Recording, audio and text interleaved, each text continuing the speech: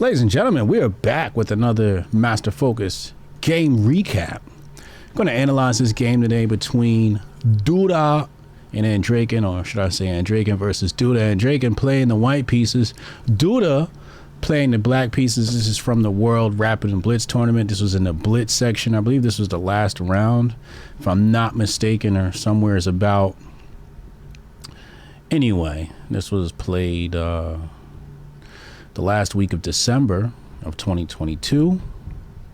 So let's dive right into the match here. Make sure you hit the subscribe button, hit the like button, and most importantly, hit the share button. Share this with your friends. We're going to learn how to play chess today by watching the masters do it. Knight f3.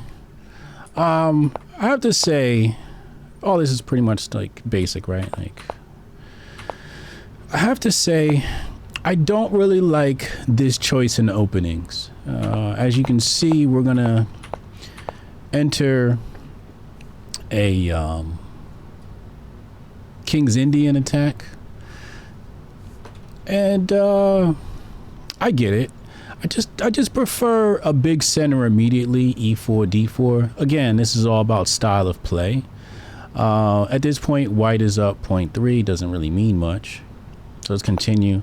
So we finally get the E5 move, E4, takes, a little bit of blood, a little bit of bleeding, a little bit of violence here. Developing this dark square bishop and castles. One thing I'll say is I'm not a real big fan of castling early. I'm just not a big fan of it. Right? It's move 4 and we've castled already. My preferred style is keep the king in the middle as long as possible. But that's just me, and I'm not a master, so take that with a grain of salt. Anyway, castles, and then we get this nice move here, trying to bring the knight into the knight's favorite square, which is f5. Keep in mind here this move, the queen going here to release knight to come here, right? Just unpinning the queen. We have the knight here, obviously trying to cause some danger, and just simply dropping back, taking away all these squares, still keeping this threat. Bishop comes in, obviously looking to cause a little bit of annoyance for the queen. Then we get this move I like, A5. A5 obviously is trying to push here and attack the knight. But one thing you notice about this game is it seems like Duda's got his foot on the gas. As Andreikin is more of reacting, as we saw from the B5 move, A5, A4. Bishop drops back, obviously being attacked by the pawn, kicking the bishop out. Then a knight comes in. This knight had been passive previously. Just bring that bad boy in. There's no need to keep these knights tied to each other, as the bishop cannot exploit this square because we've kicked it out with the pawn. So now this knight is able to travel. And keep in mind, if the knight wins this knight, we break this pawn structure. That may not be good for white. So Andreikin decides, let's go ahead and just trade off that knight so we don't have any problems with our pawn positions. And then he attacks the bishop. Bishop just simply drops back, and then knight takes. Now right here, I don't like this move. I think it was GJ chess, I forget, or maybe it's just a random chess proverb, is to take is a mistake. And at this point, I think the computer preferred developing the rook and attacking the queen. I think that's what the computer preferred. And keeping some pieces on the board. When you're white, you generally want to keep some pieces on the board, you know? So he gets rid of the knight. We trade off the knights. And maybe his thought process is, oh, look, you know, he has this bad pawn structure. But I don't know. Maybe the king just slides in here and he's safe. Who knows? Okay, so he finally brings the rook over. The rook is now aligned with the queen. So we move the queen. So there's no funky discovered attacks on the queen. Because, if we left the queen here, maybe he has some bishop attack and now the queen has to react. Otherwise she dies. So let's just remove that threat and then add some more pressure to the diagonal that the king sits on. G5, knight. Keep in mind, again, he could have taken, but if he takes, I don't know, that maybe stacking 3 pawns wouldn't be too good. And here he plays H2. Now, Andreikin plays H2 here because he's concerned about this knight jumping in here. This is a pinned pawn, so the pawn can't take back. And then, with the knight being on this square, he can come and take the rook. However, the computer is saying that's okay. Go ahead and take Andreikin. Andreikin takes here. The knight comes in, and you just take again. Andreikin just takes again. And if the knight takes here, we just take back with the pawn. With the bishop. King moves up. And at this point, it shows that black is only up 0.2. It's scary, though. It looks very scary, right? You have this open file on your king. It does look scary. Also, you have black. Black's getting ready to come over here and attack. So I understand how it looks scary, but some way, somehow, this is still okay for white. Maybe the bishop just comes back to this square and we simply develop. But I'm assuming the computer is basically saying black's at a pawn disadvantage. As we can see, black only has 5 pawns to Andreikin, white 6. So there's some counterplay here. There's some things that could make this okay for white.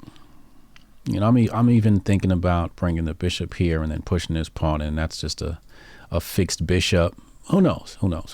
Maybe trading off the bishops. I don't know if I like that either. But maybe it works. Who knows, right? Let's not get too deep in the weeds. The point being that you can allow this move because you get these 2 pawns. 1 and 2. Oh, you can win 1 pawn. You go up a pawn. Anyway, let's continue.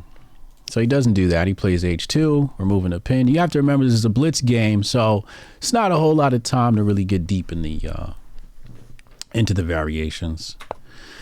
Plays the rook over, again, applying more pressure. This is a hot piece right here. This piece is hot. This pawn is just all these guys are just looking to come in. And you see only 2 for white. So Andreikin responds with bishop e3. Apparently, the engine says, just develop the queen. Just develop the queen. Amazing. I'm guessing after rook takes, bishop takes, maybe there's some just general counterplay. I don't know, maybe bishop drops back, or maybe you just bring the rook over here.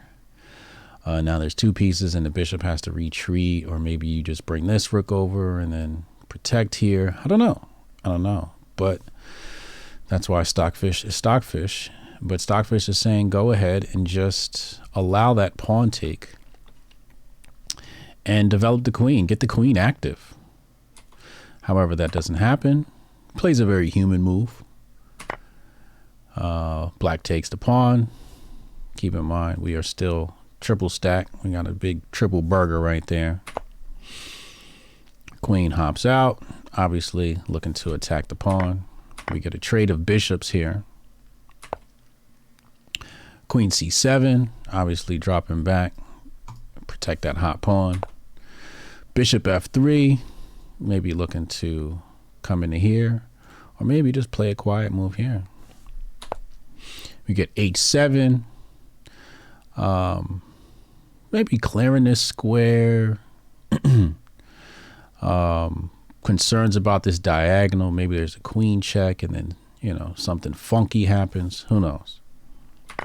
And then we get this move right here. So again, Andreikin, not following the rules of to take as a mistake, takes another piece off the board. And this time the computer says inaccuracy. King G2 was best. So apparently he wanted to play here, and then that's how the computer responds. So just tightening the position with King G2. Kind of scary looking, right? But that's why stockfish is stockfish. So then we have G takes, queen. Queen is now taking more space on the board, right? Queen is obviously eyeing this rook, which is a graduation. The queen's graduating, is now on the opponent's side of the board. So rook takes to alleviate those concerns. We play b6, obviously, kicking the queen. Queen just drops back one square. d6. Now queen is now invading the 7th rank, looking to apply pressure, but most importantly, looking to grab this pawn with check. So you get the king steps up, protects that pawn. We get King G2, and it's going to get spicy in a moment. At this point, black is winning by 2.3. Rook comes over. This is now a fully controlled file. Some opportunities for checks here on the king. Rook slides in, looking to get active. It's protected here. Minimize the amount of moves black can make in this general vicinity of squares, right? So we're looking at this rectangle of pieces. You know, also applying pressure, making black think. A lot of chess is about making your opponent think, take up time off the clock. So obviously this is a concern because white is applying pressure here and here. So you have to think about those two pawns. You're gonna have to take a few extra seconds to calculate that out. Rook d7, obviously attacking the queen. Queen e8, avoiding. But again, remember, there's that double hit on that pawn, or attacking the queen once again. White chooses to keep the queens on the board, probably in the best interest. Then we get queen d2 check, rook hop back, queen b3. Okay, so here, you know, with this move, basically what's happening is you have uncoordinated your queen and rook. That's how I'm viewing this position. Whereas the queen and rook are working together, you hop over here, you're looking to win some pawns on the queen side. And I get the thought process, again, being a blitz game, you're thinking really fast. But computer says keep these pieces together so they can coordinate and work well together. That's what the computer wants. But I see what Andreikin was trying to do. So here, this is a funny move, okay? I don't know how you're supposed to see this. So here, Duda plays g4. And here he plays, Andreikin plays h4, which is a mistake. Computer is calling for queen take, allowing black to take here. And we're going to go into this crazy, crazy position. This is a crazy variation. So instead of taking there, computer says play h4, obviously taking up massive amounts of space in front of the king. Obviously, white can't take because that would be queen check. Now we're invading. Computer says queen takes h5. Still here. Rook has to move. Rook slides in the game. Queen jumps back. Again, two pieces controlling the open file. The rook looking for some counterplay maybe here. Queen f3, checasita. King G3. The other pawn comes into the game, obviously looking to push next move, apply pressure. Queen E2, take, and then now here comes the pawn. Obviously taking the pawn to be detrimental because the king's going to come in and take it anyway. So the king advances into the game. A5 is played, take, and now we're looking obviously to come here to cause the check. He pushes, we're gonna check, the king's gonna move, and then we slide over, and now this is an easily won pawn, but we don't have to take it yet. But obviously you can see here this was H4 was a losing move. You could have allowed, you could have just taken here, as the computer says. You could have just taken here and allowed some funky move play on this side of the board. What was that again? Did we calculate that? Let's calculate that. Let's see what the computer says. Let's say we take and then pawn takes. Oh yeah, that's right. The computer just wants the king to move over and maybe bring the rook in and win it this way. Either way, white's losing. Let's go back. Let's not get too in the weeds here. So going back, H4 was played. Let's take the arrow off. Queen, inaccuracy. Computer wanted G3. G3, just giving away this pawn. Obviously, king can't take because the queen slides in check. That'll be detrimental. Variation goes not taking that pawn, obviously, and allowing this rook to be taken. And this is where the variations get really insane. And this is why you can imagine why these moves weren't played in a blitz match, but let's take a look at it. Queen comes over. If you allow rook to take, it's actually the better move.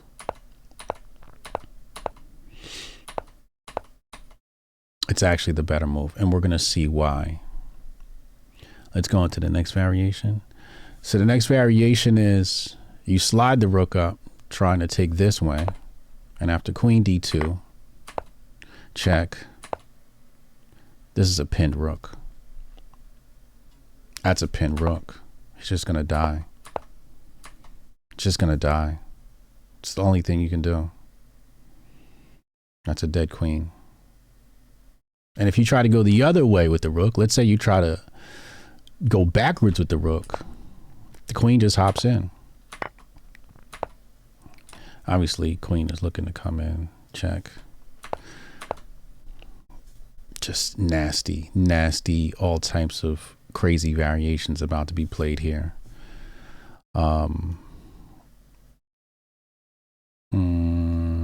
Check, mate. Right, like just nasty. Queen e6, preventing any moves here, and then also check. I'm sorry. And then the pawn comes, blocks. Queen c8, queen drops back, check.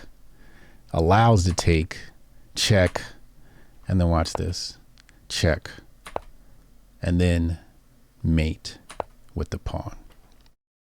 So you had to, in that variation, you had to just take the rook loss. Either way, you're losing. Either way, this game is lost for Andreikin. So anyway, we get, I'm sorry. Let's go back here. Queen e7, inaccuracy. Game continues with queen takes b7, inaccuracy. And this is where the whole game just falls apart.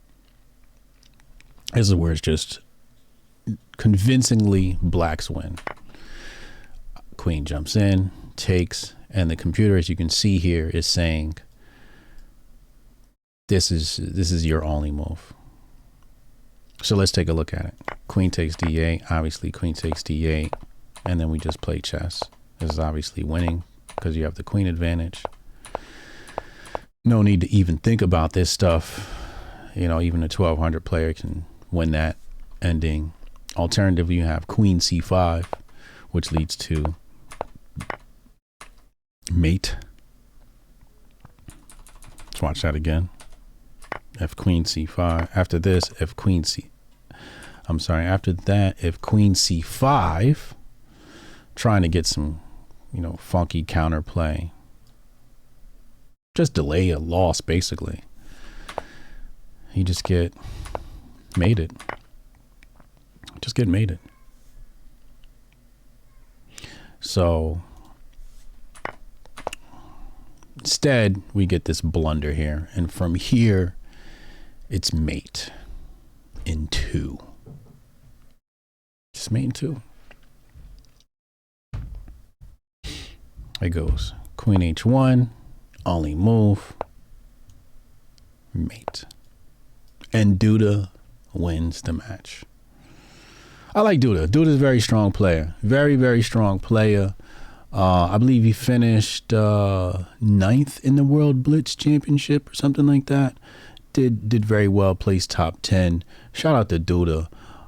We'll be back again for some more game analysis. Go ahead and hit the subscribe button, and we'll be back soon. And don't forget to try Master Focus at trymasterfocus.com. Didn't listen to me then, I bet they feel me now. Time don't let me lose it. The booth not about to prove it. I set goals and pursue it. You the best to never do it. Invest my money talking fluent, stupid, ducking the Judas. It broke my heart, but over my eyes, you have no honor, I have no choice. Chasing the commas till I'm a goner. Been left for a minute. On my way home, mama, I promise, got caught up in it. Damn. Everybody eats when I'm batting at the plate. First, second, third, home, $1 million bet.